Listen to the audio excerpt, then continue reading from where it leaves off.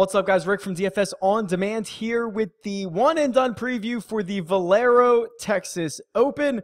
Before we look ahead to that, let's look back at the WGC match play, one of my favorite events of the year, as you can probably tell by some of the previews and things that I put out last week. What's up, guys? Rick from DFS On Demand here with the one and done preview for the Valero Texas Open. Before we look ahead to that, let's look back at the WGC match play, which is one of my favorite events of the year, as you can probably imagine with some of the videos and previews and things that I put out. Unfortunately, we did not nail the one and done. Had a really good DFS week. One and done, not so much. So let's take a peek at this via the guys here at Gup's Corner. So Francesco Molinari, who... what did he finish? Third in this thing, right? He won the consolation, right? So got to the Final Four, won the consolation bracket. The most owned golfer, 345 picks, which is not good for us because we were not one of the 345. We were indeed one of the 261 who've picked Brooks Koepka, who was the second highest owned golfer who did not get out of his group. Ian Poulter additionally did not get out of his group. Bubba Watson did not get out, and Tommy Fleetwood did not get out. So, four of the top five highest owned golfers, did not get out of the group. So a lot of carnage. Unfortunately, we were a little bit of part of it. So if you had Molly, good for you. You did a really nice job. We had Brooks Koepka, so because it is a WGC, we earned $53,000, which is the minimum, I believe. And then Norin is the guy that we had in our second lineup who actually did get out of his group. Shocking enough, he was the one that I was not thrilled to play, which has been a trend this year. The trend has been our season-long lineup that I picked before the year started leaves me with a player that I'm not particularly thrilled to play, and he outperforms my weekly pick. I guess when you remove the bias, a lot of really good things happen. So I'm really, really proud of the way that that season-long lineup has been going. We will get a winner at some point. I'm actually pretty impressed. I think we've not picked a winner yet. Yeah, we are basically, we've got $2.5 million in that lineup, and we don't have a winner. It's probably pretty hard to do. So good. Maybe we'll get one this week. So a couple of things. This is the Valero Texas Open. With the new schedule, this is the time where you probably are going to get some people who are resting, right? This is a completely different field than we have seen in the past. And actually, I kind of owe that to Michael Heelan on Twitter. So he actually tweeted out like, hey, I suspect this is going to be a pretty different field. Any thoughts on that? And he's not wrong. So Josh from Gup's Corner, thanks, buddy. He sent me the ownership. And if we look at the ownership from last year and we go to the Valero Texas Open, the most popular player by far was Charlie Hoffman, 343 picks. Then it was Luke List. Then it was Sergio Garcia, 186 and 140. And then Xander Schauffele in 106. And then it looks like maybe the next highest was Adam Scott.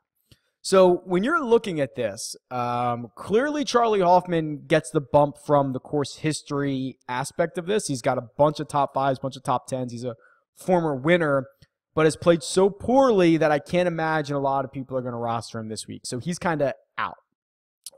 Luke List probably will not be as popular as he was last year. Although if you want to play a guy who's off the tee, like it kind of fits him, but I suspect he's not going to be as popular.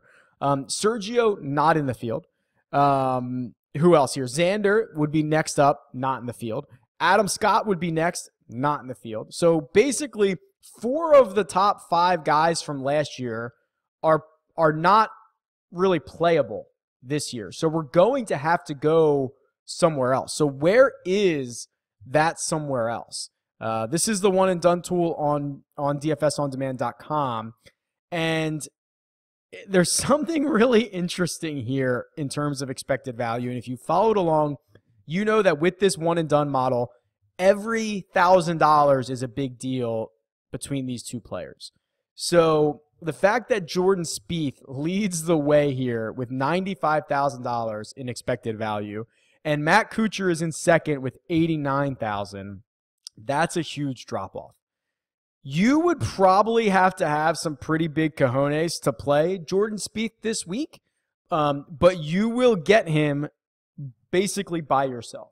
I don't really know what to say. I think the Jordan Spieth thing has kind of been beat to death. He's not playing well. He is missing short putt after short putt after short putt. If you think that he is going to finally figure that out at some point, he is going to just rampage through and like he's going to win someone $1 million, or he's going to win someone a lot of money because he's going to be like 3% owned in the Millie Maker or in some type of contest when he actually does win again. So if you think that's going to happen, get on board because you're going to get him by yourself. I personally am not there yet. I saw him miss like every 5-footer at the match play.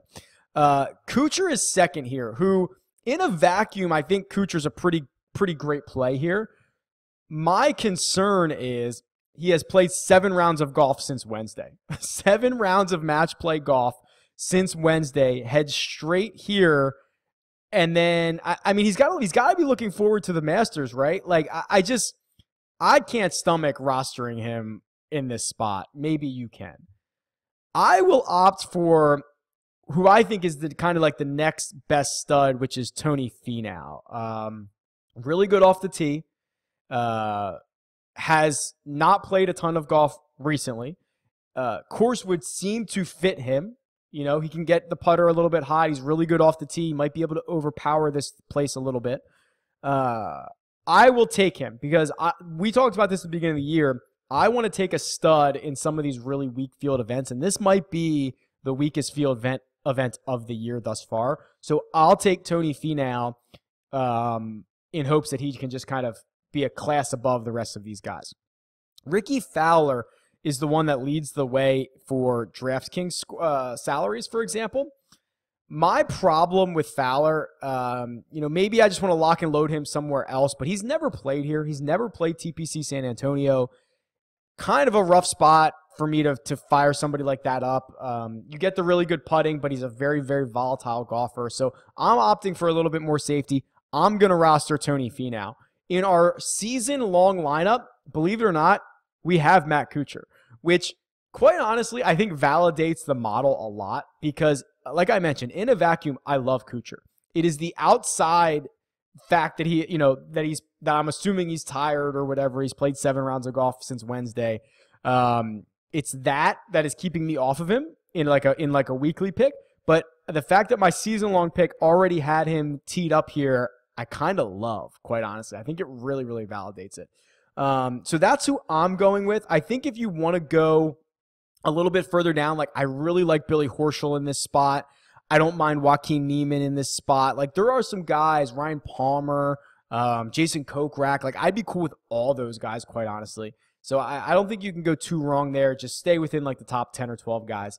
Let me know who you're playing. Is rest going to be an issue this week? Let me know. Tweet me. It's at DFS On Demand, or leave a comment below. I'll talk to you guys later. See ya.